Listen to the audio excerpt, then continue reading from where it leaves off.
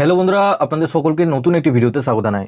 বন্ধুরা, আপনাদের পিএম কিষানের শততম কিস্তির টাকা পেতে সবার আগে আপনাদের এই স্ট্যাটাসটা কিন্তু ঠিক করে রাখতেই হবে। আপনাদের নতুন একটা স্ট্যাটাসে কিন্তু সমস্যা দেখা দিচ্ছে, যেটা আপনাদের প্রত্যেকের কিন্তু হতে পারে।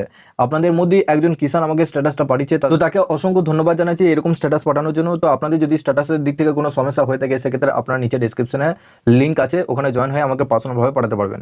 তো বন্ধুরা, সবার আগে এই স্ট্যাটাসের সমস্যা কি দেখা দিয়েছে, যদি এই স্ট্যাটাসটা থেকে থাকে আপনাদের, তাহলে কিন্তু আপনারা 100% আপনারা শততম কিস্তির টাকা পাবেন না। আর যদি এরকম স্ট্যাটাস দেখায়, সেক্ষেত্রে আপনাদেরকে কি করতে হবে, তো চলুন এই ভিডিওটির মাধ্যমে আপনাদের সমস্ত ডিটেলস জানাবো।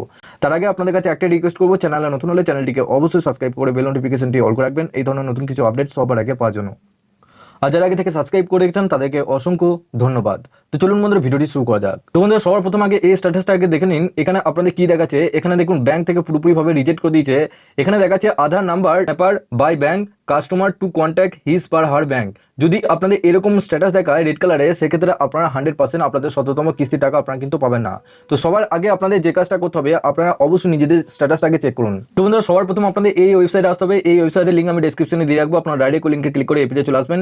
এবং আপনারা অবশ্যই পারলে নিচে ডেসক্রিপশনে হোয়াটসঅ্যাপ গ্রুপ এবং টেলিগ্রাম গ্রুপের সাথে যুক্ত হয়ে যাবেন। ওখান থেকে আপনারা স্ট্যাটাসটা আমাকে পাঠাতে পারেন এবং অবশ্যই ওখান থেকে আপনারা লিঙ্ক এবং আপডেট পেয়ে যাবেন।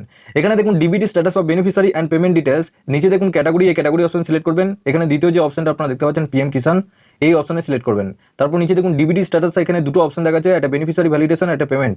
আপনারা কি করবেন, পেমেন্ট অপশনটা সিলেক্ট করবেন। তারপর নিচেটা এখানে বসাবেন। তারপর এখানে নিচে দেখুন ওয়ার্ড ভেরিফিকেশন, অর্থাৎ নিচে যে এই ক্যাপচারটা দেখতে পাচ্ছেন উপরে বসাবেন। বসানোর পর নিচে আসবেন, নিচে আসার পর এখানে সার্চ অপশনে আপনাদেরকে ক্লিক করতে হবে। সার্চ অপশনে ক্লিক করার পরই যদি আপনারা সবার নিচে এখানে রেড কালারে এই স্ট্যাটাসটা দেখতে পান, আপনাদের ব্যাংক থেকে পুরোপুরিভাবে এখানে রিজন এখানে ফেলচা দেখিয়ে দিয়েছে এবং আপনাদের Aadhaar number deseeded from NPCI mapper by bank customer to contact his her bank.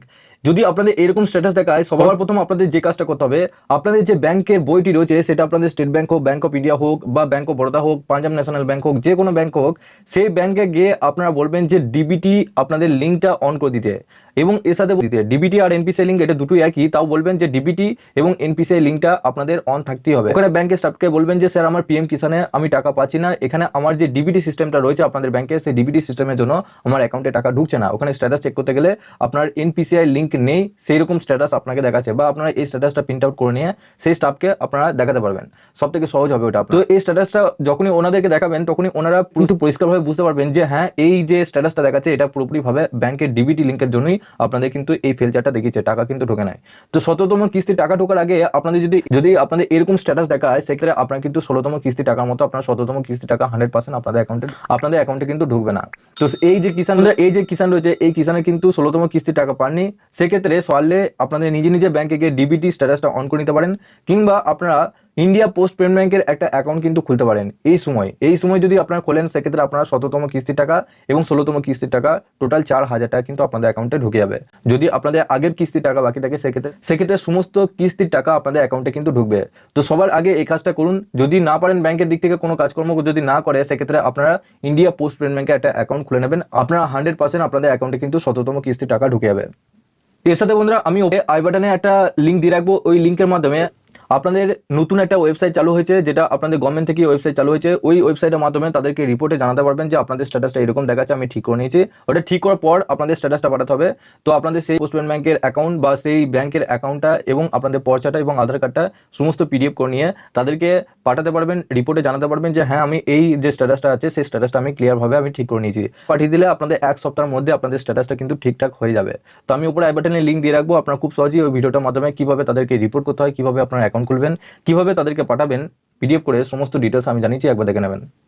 তো বন্ধুরা, আপনাদের স্ট্যাটাসটা কি দেখাচ্ছে নিচে অবশ্যই কমেন্ট বক্সে জানাবেন, এবং আপনারা পারলে নিচে ডেসক্রিপশনে হোয়াটসঅ্যাপ গ্রুপ এবং টেলিগ্রাম গ্রুপের সাথে যুক্ত, ওখান থেকে আপডেট এবং লিঙ্ক পেয়ে যাবেন। পারলে আমাকে মেসেজও করতে পারেন আপনাদের কি সমস্যা রয়েছে। সবার শেষে আপনাদের কাছে একটা রিকোয়েস্ট করবো, চ্যানেলে নতুন হলে চ্যানেলটিকে অবশ্যই সাবস্ক্রাইব করে বেল নোটিফিকেশনটি অল করে রাখবেন, এই ধরনের নতুন কিছু আপডেট সবার আগে পাওয়ার জন্য। আর যারা আগে থেকে সাবস্ক্রাইব করে গেছেন তাদেরকে অসংখ্য ধন্যবাদ।